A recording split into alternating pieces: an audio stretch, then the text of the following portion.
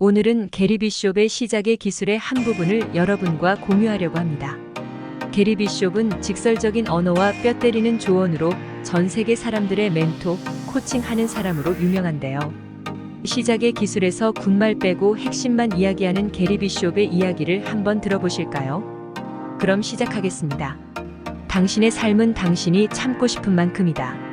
한번 생각해보라. 저것만 아니면 내 삶이 더없이 행복하고 따뜻할 텐데.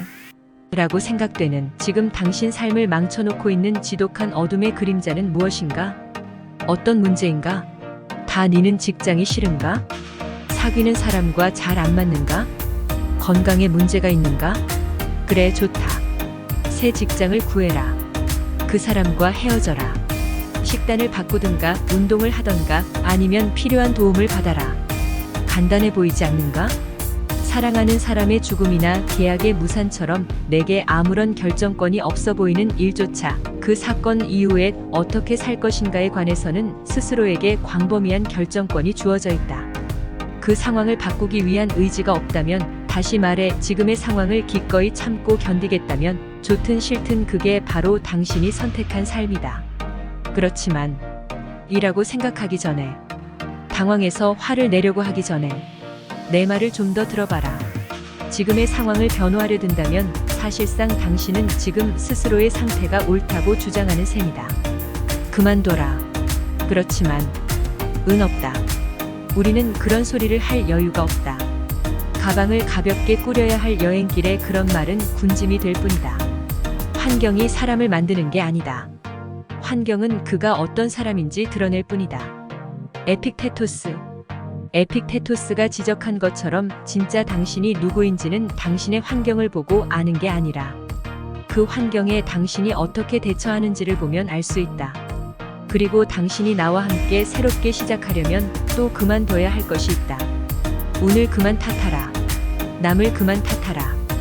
외부의 영향이나 환경을 들먹이는 것도 그만둬라. 어린 시절이나 이웃을 그만 탓하라. 위 방법은 내가 이야기할 모든 내용 중에서도 가장 기본이 되는 사항이다. 여러분은 절대, 다시 한번 말하지만 절대 남 탓하기 게임에 빠져 있을 여유가 없다. 심지어 여러분 자신을 탓하는 것도 아무짝에 쓸모없는 일이다.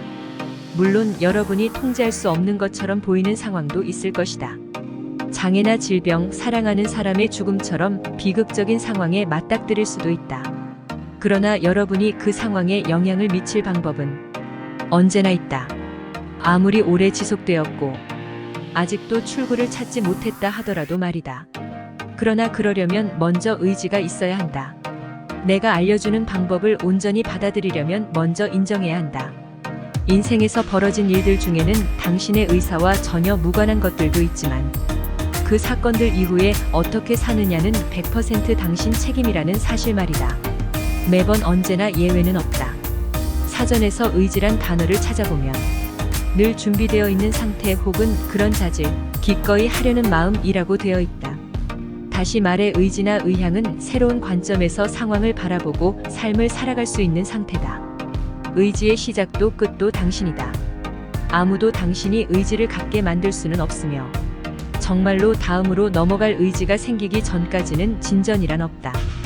마침내 의지가 생기고 나면 당신이 태어날 때부터 이미 갖고 있던 자유가 혈관을 타고 흐르는 것이 느껴질 것이다. 마찬가지로 의지가 없다면 언제부터였을지 모를 그 지긋지긋한 느낌이 보이지 않는 무게초처럼 당신 가슴을 내리누르는 것을 느낄 것이다. 의지는 있지만 그렇지만 이라고 말하는 소리가 귀에 들리는 듯하다. 문장 끝에 그렇지만을 붙일 때마다 여러분은 자신을 희생자로 둔갑시킨다. 나는 오랫동안 인생 코치와 멘토를 해오면서 복잡한 사연을 수도 없이 들었다. 어두운 과거를 잊고 싶은 사람, 현재가 너무 버거운 사람, 미래에 대한 공포로 절뚝대는 사람도 있었다. 나는 그런 얘기를 듣고 또 들었다. 지금부터 내가 하는 말을 오해 없이 듣기 바란다. 여러분을 격앙시키려고 하는 말이 아니다. 아니, 격앙시키려는 것일 수도 있지만 내 의도는 여러분 자신의 잠재력에 불을 붙이려는 것이다. 단순히 화나게 하려는 게 아니라 여러분의 훌륭함을 깨닫게 하려는 것이다. 잠깐만 이렇게 상상해보자. 당신 인생에는 의지가 결여되어 있다고 말이다. 띄엄띄엄 소심한 그런 의지가 아니라 대담한 의지, 다음에 벌어질 일에 대비가 되어 있고 그에 맞게 행동할 준비가 된 그런 의지. 변화할 의지, 놓아줄 의지, 받아들일 의지, 의욕이 넘치는 진짜 마법 같은 의지. 여러분이 운명을 좌우하든지, 운명이 여러분을 좌우하든지, 둘 중 하나다. 여러분이 멈춰 서거나 꿈을 댄다고 해서 인생이 기다려주지는 않는다. 여러분이 확신하지 못하거나 두려워한다고 해서 인생이 기다리지도 않는다. 여러분이 뭘 하든 인생은 계속된다. 여러분이 적극적으로 어떤 역할을 맡든 안 맡든 쇼는 계속될 것이다. 그래서 내가 고객들에게 가장 먼저 가르치는 단원의 문장이 바로 나는 의지가 있어이다. 자신에게 정직하게 이 말을 하려면 먼저 이렇게 자문해 봐야 한다. 나는 의지가 있는가? 이 질문은 답을 요구한다. 공허한 우주 속에 그냥 남겨질 수 없는 질문이다. 나는 의지가 있는가? 이 질문은 반응을 기다린다. 나는 의지가 있는가? 저항할 수 없는 힘을 가진 질문이다. 진실을 요구하는 질문이다. 나는 스포츠 센터에 갈 의지가 있는가? 나는 계속 미루고 있는 그 프로젝트를 추진할 의지가 있는가? 나는 사회생활을 하면서 생기는 두려움을 직면할 의지가 있는가? 나는 연봉을 올려달라고 할 의지가 있는가? 아니면 이 형편없는 회사를 그만둘 의지가 있는가? 간단히 말해서 지금 살고 있는 삶을 그만두고 원하는 삶을 살 의지가 있는가? 이 모든 것은 의지가 있어야 가능한 일이다. 의지는 고무줄처럼 늘어났다 줄어들었다 하면서 삶을 피어나게 했다가 시들게 했다가 한다. 의지는 이미 당신 안에 있다. 스위치만 틱하고 켜주면 된다.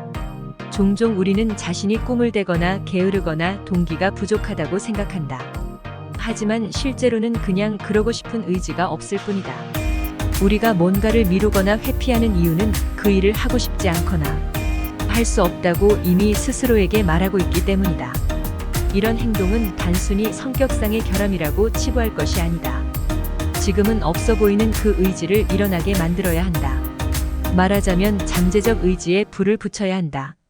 이렇게 가능성을 품은 열린 마음 상태를 만드는 일에 당신은 아주 능하다. 그 옛날 어느 시점에는 얼마든지 손쉽게 그렇게 됐기 때문이다. 젊음의 활력과 동심의 호기심 덕분이었다. 그러다 언젠가부터 우리는 이런 마법과도 같은 상태를 더 이상 경험하지 못하게 됐다. 유명한 철학자이자 정치학자인 니콜로 마키아벨리는 이렇게 말했다. 의지가 크면 어려움이 크지 않다. 잠시만 이 말을 생각해보자. 인생에서 무엇에 맞닥뜨렸는지, 어떤 장애물을 넘어야 하는지는 중요하지 않다.